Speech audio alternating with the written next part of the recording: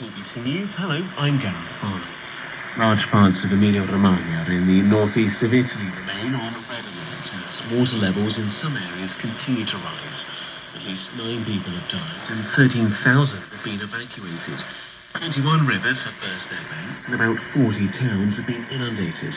Teresa says Italy is experiencing a rise in disasters caused by extreme conditions. The amount of rain is significant. For the last 36 hours, in certain parts of this region of Emilia-Romagna, they saw about half a meter of rain, which is unprecedented, a lot of rain.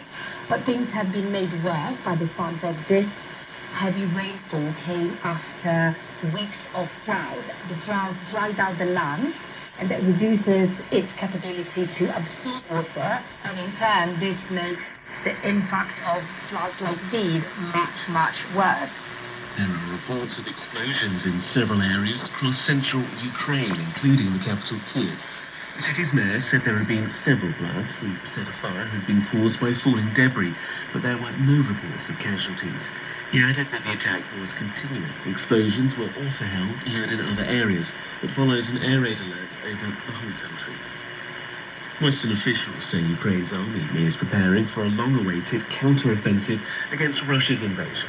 They said the success of its operation should be measured not by territorial gains, but how likely it was to influence President Putin to change his military strategy. James Landau reports from Kyiv. Slowly but surely, Ukraine's getting ready to launch a huge assault on Russia's invading forces.